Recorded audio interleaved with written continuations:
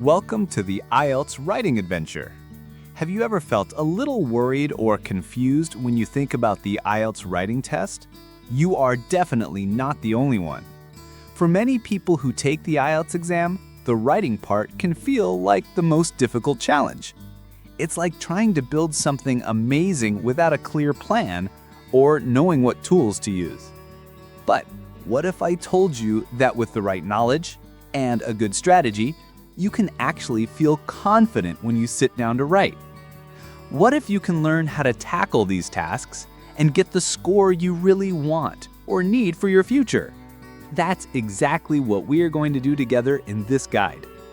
Our goal is to make the IELTS writing test seem much simpler and much less scary. We will explain everything you need to know.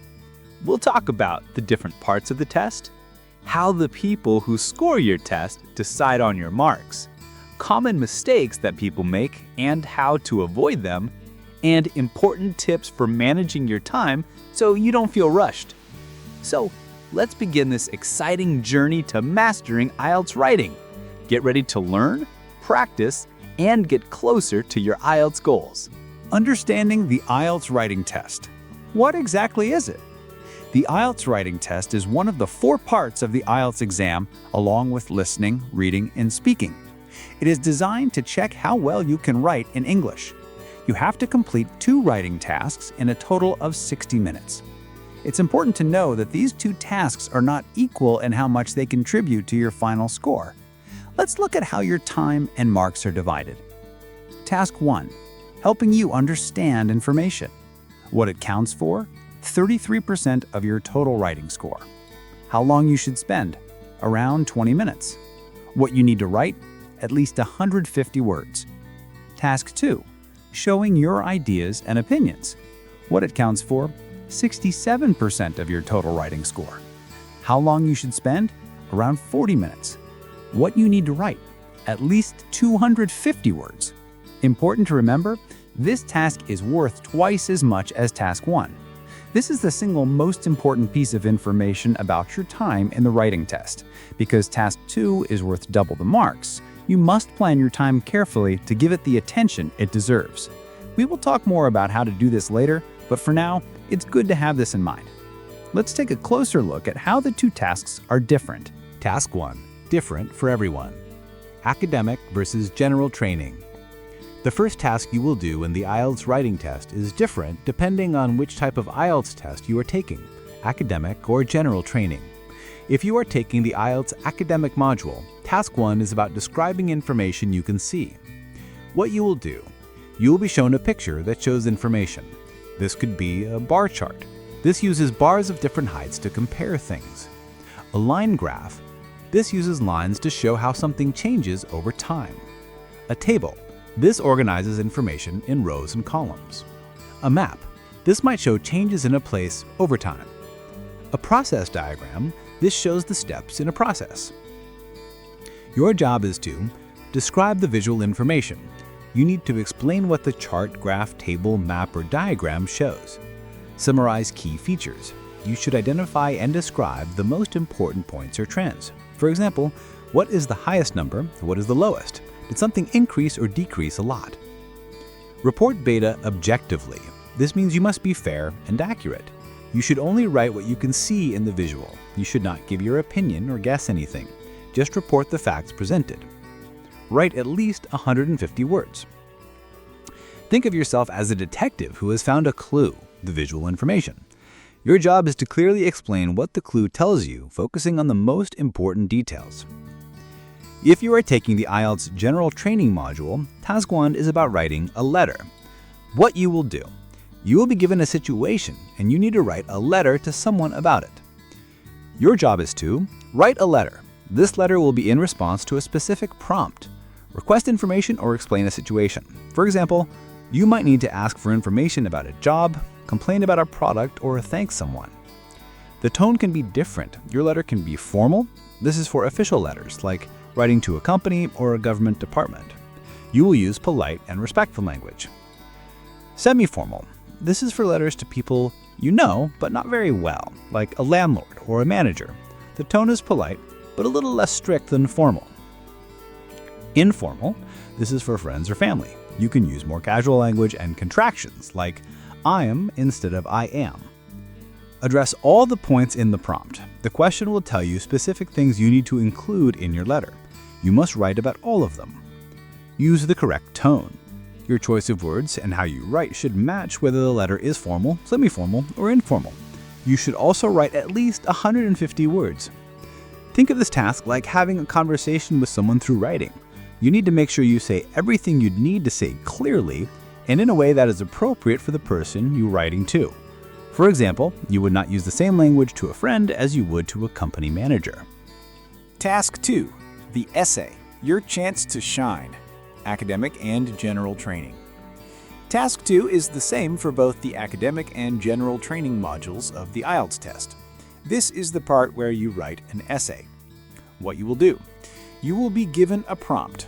This prompt will introduce a topic and often present a point of view, an argument, or a problem. Your job is to respond to the prompt. You need to understand the question completely and write an essay that directly addresses it. Present and justify an opinion. Many Task 2 questions will ask you to give your opinion or to discuss different viewpoints and then give your own. You must explain why you think that way, giving reasons and examples to support your ideas. Common topics include the environment, technology, education, society, work, travel, health, and relationships. The topics are usually about general knowledge or social issues, not specialized academic subjects. Structure is key. This means your essay needs to be organized in a clear and logical way. A good structure usually includes introduction, you introduce the topic and state your main idea or thesis.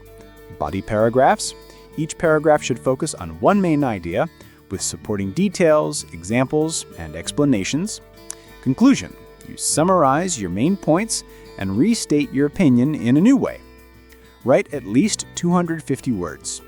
This is your opportunity to show how well you can develop ideas, use vocabulary, and create a well-organized and persuasive piece of writing. How the examiners decide your score, the 4 key criteria. So how does an IELTS examiner grade your writing? They don't just read your essay and pick a number. Your score is based on 4 very important criteria. Each of these criteria is equally important. They're each worth 25% of your marks for that task. Understanding these 4 criteria is the secret to getting a high score. If you know what the examiners are looking for, you can focus your writing to meet their expectations. Let's break them down. Criterion 1. Task achievement for Task 1 or task response for Task 2. This is the most straightforward criterion. In simple terms, it asks, did you do what the question asked you to do? For Task 1, academic, did you describe all the main features and key trends shown in the visual? Did you provide an overall summary of the information? Is the data you reported accurate and does it match the visual? Did you present the information clearly without giving your opinion? For Task 2, essay, did you address all parts of the prompt? If the question asks you to discuss 2 viewpoints and give your opinion, did you do all 3 things? Is your position or opinion clear throughout the essay, or does it change? Are your ideas well supported with relevant reasons and examples? Did you write enough words, at least 250? The biggest mistake people make with this criterion is not answering the question completely. If the question asks you to compare 2 things and you only describe 1 thing, you will lose marks. Make sure you read the prompt carefully and understand exactly what you need to write about. Criterion 2, Coherence and Cohesion. This criterion asks, is your writing logical and easy for the reader to follow? Coherence is about how well your ideas are organized. Are your ideas arranged in a logical order? Does each paragraph have a clear main topic or idea? Does one idea flow smoothly into the next? Cohesion is about the glue that holds your sentences and paragraphs together. Do you use linking words and phrases effectively to connect your ideas? Examples include, for adding information, in addition, furthermore, moreover, also. For contrasting ideas. However, on the other hand. In contrast, although. For showing cause and effect. Therefore, as a result. Consequently, because. For giving examples. For example, for instance, such as. Do you use pronouns like it, they, this, that to refer back to things you've already mentioned so you don't repeat words too much? Think of your writing like a journey for the reader. Coherence is like having a clear map and destination. Cohesion is like having good roads and signposts that guide the reader smoothly from one point to the next without them getting lost or confused. Criterion 3, Lexical Resource, Vocabulary. This criterion is simply about how good is your vocabulary. It's not just about using big or difficult words, it's about two main things. Range. Do you use a good variety of words? Instead of repeating the same simple words over and over, do you use different words to express your ideas? For example, instead of always saying good, you could use beneficial, effective, positive, advantageous, or useful, depending on the context. Precision is also important here. Precision means choosing words that accurately convey your meaning. Using a less common word incorrectly is worse than using a simple word correctly. Collocations are also important here. Collocations are words that naturally go together. For example, we say heavy traffic, not strong traffic. We say make a decision, not do a decision. Using correct collocations makes your writing sound more natural and fluent. Try to use some less common vocabulary where it fits naturally. For example, instead of big problem, you might say significant challenge or major issue. The goal is to use vocabulary accurately and appropriately, and to show a good range of words without trying to force them in unnaturally. Criterion 4. Grammatical range and accuracy. This criterion is about how good is your grammar. Like vocabulary, this also has two main parts. Range. Do you use a variety of sentence structures? Can you write both simple sentences, as in, the sun shines, and more complex sentences? Complex sentences use conjunctions like and, but, or to join clauses, or subordinate clauses, using words like because, although, while, if. For example, although it rained, we enjoyed the picnic.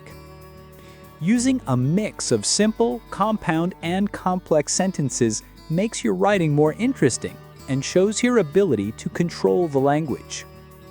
Accuracy. How many mistakes do you make in your writing? This includes mistakes in grammar, verb tenses, subject-verb agreement, articles like a, an, or the, punctuation, commas, periods, apostrophes, and spelling. A few small errors are acceptable, especially if you're using complex structures. However, if you make many errors, especially in simple grammar points, your score will be lower because it makes your writing difficult to understand. To get a high score in this criterion, your writing needs to be mostly free from errors, and you should be able to use a range of different grammatical structures correctly. Common IELTS writing myths. Let's bust them. Many students have ideas about the IELTS writing test that aren't entirely true. These myths can sometimes make students feel more worried or lead them to make mistakes. Let's look at some common myths and understand the reality. Myth 1. You must use very complex Band 9 vocabulary. Reality. Precision and accuracy are more important. While using some advanced vocabulary can help, it's much more important to use words correctly and appropriately. Forcing difficult words into your writing when you don't know their exact meaning or how to use them will actually hurt your score. Focus on using common words accurately, and then try to include some less common but appropriate vocabulary when you can. Think about using synonyms and varied phrasing. Myth 2. Writing more than the word count automatically gives you a higher score. Reality, quality over quantity. Extra words can mean more mistakes and less time to proofread. The examiners are looking for quality writing that meets the task requirements. If you write much more than the required word count, 150 for task 1, 250 for task 2, you're more likely to make grammatical errors or vocabulary mistakes. Also, writing too much means you have less time to check your work for errors, which is very important for your score. Stick to the word count and focus on making your writing as good as possible within that limit. Myth 3. You must use a specific, rigid essay template. Reality, a clear structure is vital, but your response must be flexible and tailored to the specific question. While it's good to have a standard essay structure, introduction, body paragraphs, conclusion, you shouldn't use the exact same phrases and sentences for every essay. The examiners can recognize rote learning. Your essay needs to be a natural and direct response to the specific question asked. Be flexible with your structure and content to make sure you're answering the prompt fully and effectively. The structure should help you organize your thoughts, not limit your ideas. Smart time management, your 60-minute strategy. You have exactly 60 minutes for both writing tasks. It's crucial to manage this time wisely, remembering that task 2 is worth double the marks of task 1. Here's a recommended way to divide your time. Task 1, allocate 20 minutes. Plan 3 to 5 minutes. Read the prompt carefully. Look at the visual, chart, graph, etc. Identify the 2 or 3 most important features or trends. Decide on the main points you will include in your description. Think about how you will organize your paragraphs, for example, an introduction, a body paragraph for main trends, and maybe a final overview. Write 12 to 15 minutes. Write your description focusing on the key features you identified. Try to use varied vocabulary and sentence structures. Make sure you write at least 150 words. Check 2 to 3 minutes. Quickly read through your writing. Look for any obvious grammar or spelling mistakes. Check that you have met the word count. Task 2, allocate 40 minutes for task 2. Plan 5 to 7 minutes. This is the most important step for task 2. Read the essay prompt very carefully. Understand what it is asking. Brainstorm ideas related to the topic. Decide on your main opinion or position if required. Outline your essay. Think about the main points you want to make in each body paragraph. What examples or reasons will you use to support them? Having a clear plan before you start writing will save you a lot of time and prevent you from getting confused or going off topic. Write 30 minutes. Write your introduction, making sure it introduces the topic and your main idea. Write your body paragraphs, dedicating each paragraph to a specific idea and supporting it with details. Write your conclusion, summarizing your main points. Focus on using good vocabulary, grammar, and linking words. Make sure you write at least 250 words. Check 3 to 5 minutes. Read through your entire essay. Check for any grammar mistakes, spelling errors, or punctuation issues.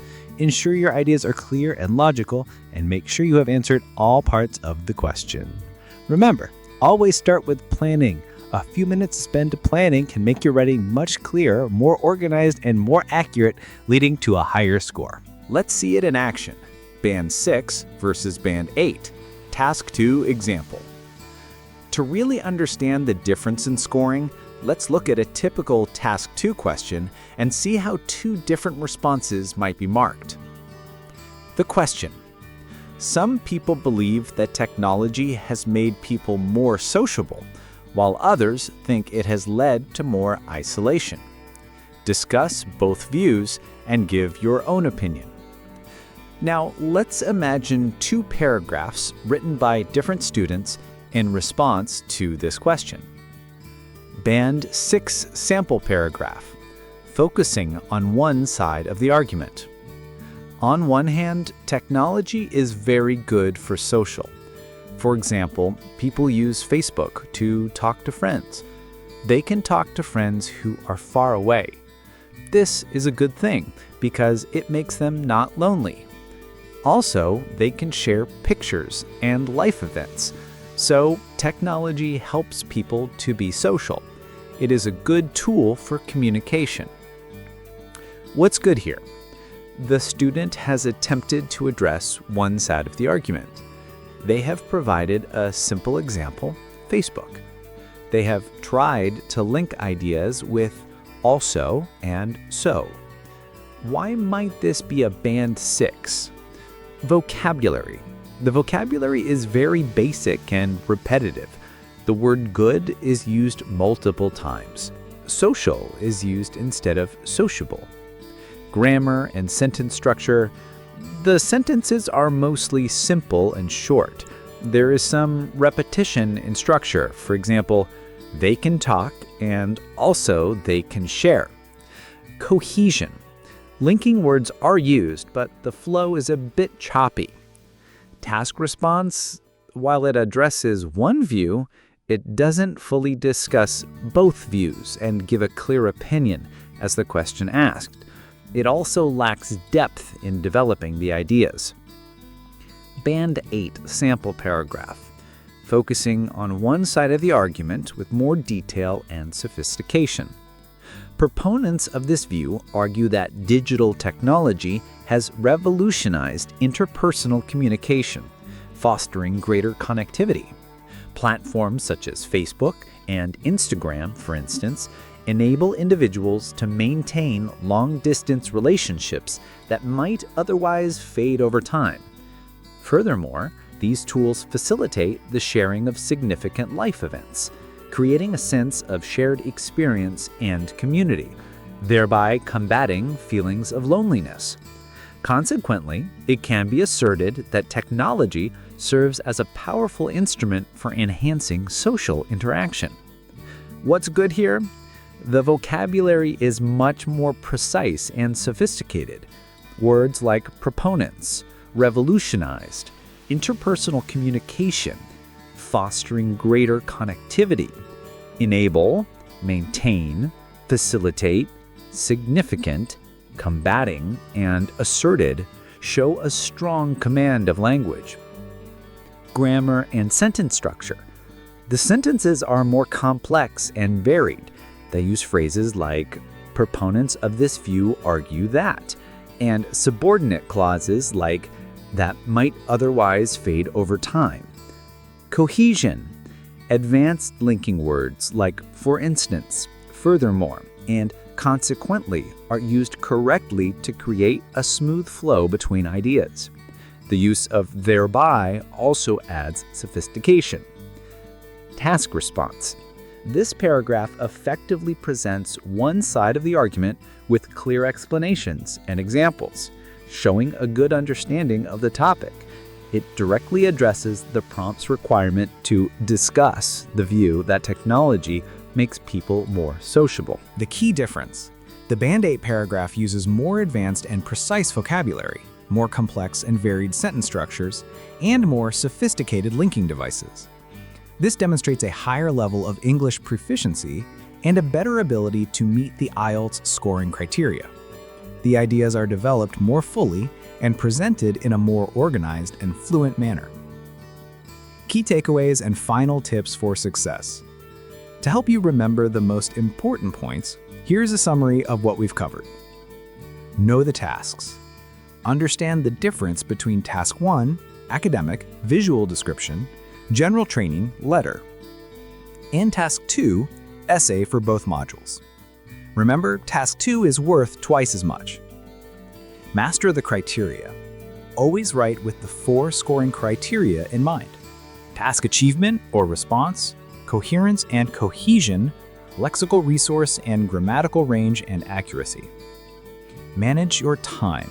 Stick to the 20 minutes for Task 1 and 40 minutes for Task 2. Always plan your writing before you start. Practice, practice, practice. The more you write and get feedback on your writing, the better you will become. Try to write essays and practice describing different types of visuals regularly. Get a teacher or a friend to check your work. Final encouragement.